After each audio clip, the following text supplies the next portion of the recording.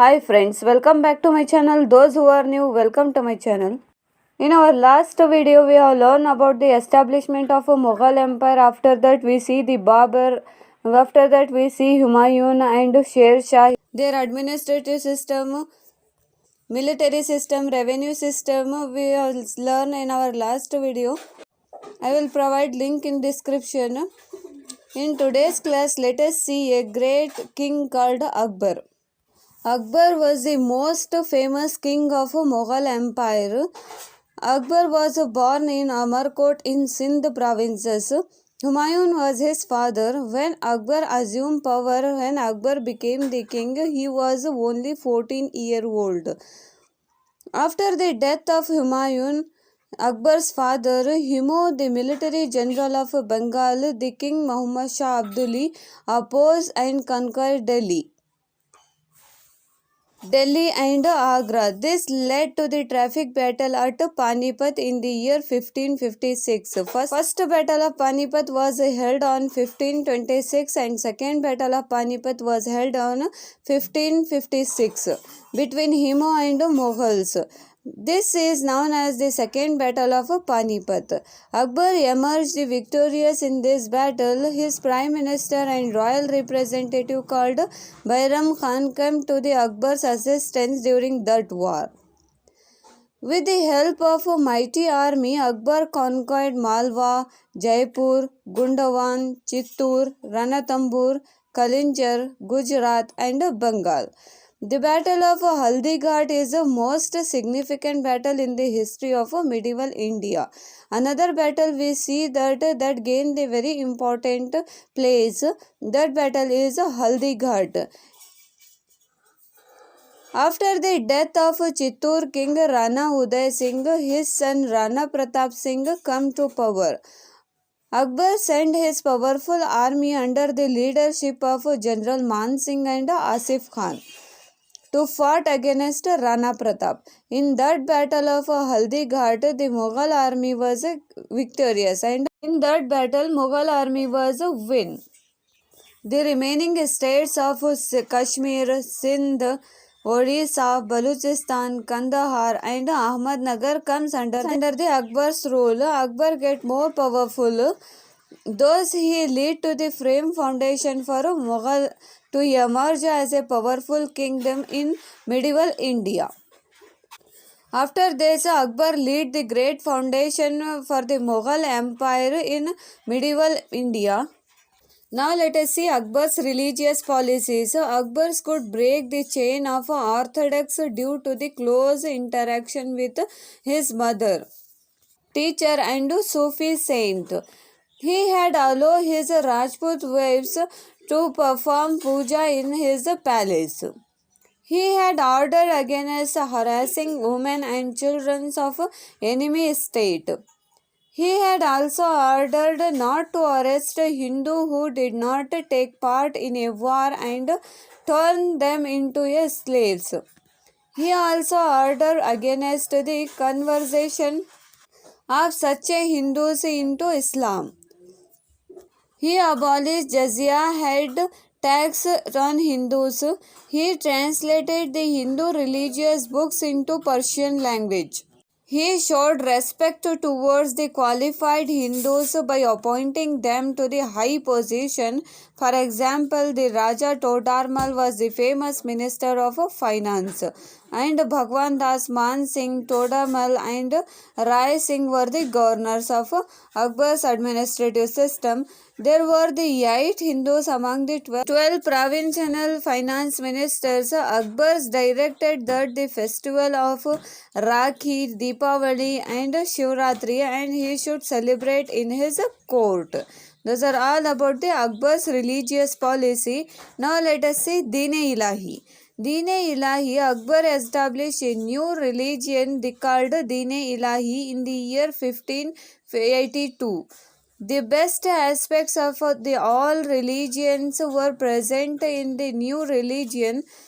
This religion was the result of a discussion held at Ibadat Khan. where the Hindus, Jains, Zoroastrians, and Christians participated. He sought to integrate all the peoples of his kingdom through a new religion. Abdul Fazil was the chief architect of this religion. It believed in one God, culture, and good behavior. The main aim of Deen-e-Ilahi was to control the bloodthirsty fundamentalist force. Now let us see administrative system of Akbar. For the administrative conveyances, Akbar had divided his kingdom into central government, provincial government, and paraganas. Akbar has been divided his kingdom into three basic centers. Those are the central government, provincial government, and paraganas. Akbar was the emperor in vast kingdom. They commanded of his army and head of the executive and head of the judiciary also. There were the four ministers called Wakil, Diwan, Mir Bakshi, and main Sardar to assist him in the administration. He has appointed some ministers to assist him. Those are the Wakil, Diwan, Mir Bakshi, and main Sardar. He had divided his kingdom into various provinces. They were called as a sabhas. There were altogether 15 sabhas in his administrative system. Each sabha had Sipeh Salar or governor, a diwan and a bakshi, a sardar and a priest, a constable and a vakil. Nowadays, every district has a faujdar and amalguzar and Batakchi. The administration of Paraganas was carried out of by Sheikhdar, Amir, Potedar, and Khanun Go. Akbar had established many hierarchies in his army.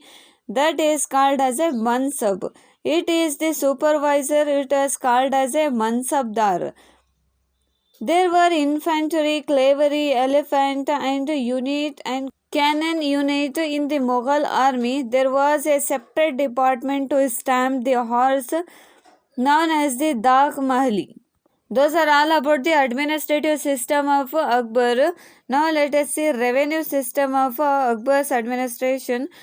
This was one of the important achievements of Akbar's administration.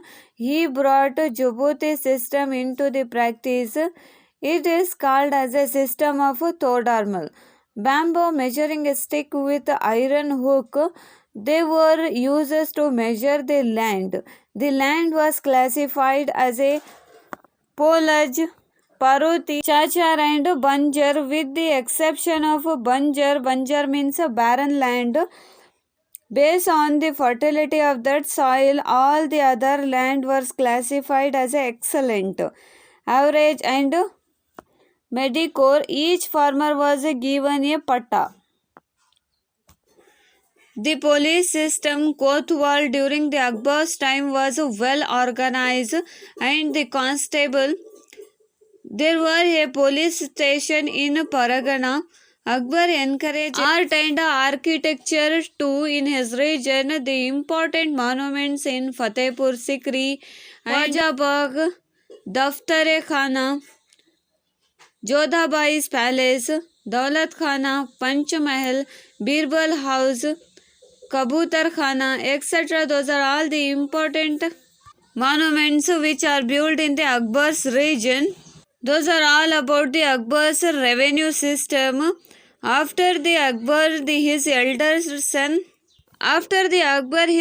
son Jahangir came to power and he provided a good administration and continue all policies of Akbar. The Jahangir was continue all the policies of Akbar. He has a personal as well as a matrimonial relationship with the Rajputs. He also developed a personal and matrimonial relationship with Rajput as his father made the matrimonial relationship with Rajputs.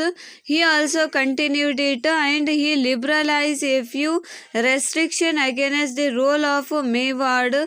Jahangir personally led an attack on Mewar rule in the 1613 CE and defeated him. After him, his son Shah Jahan came to power. Now let us see a very important information related to Akbar's Navratans. Those the 9 gems are Navratans.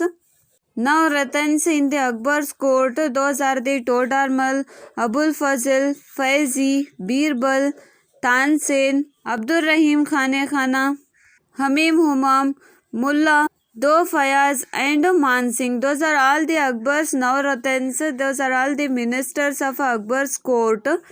He was appointed all religious peoples like Hindus, Muslims in his court.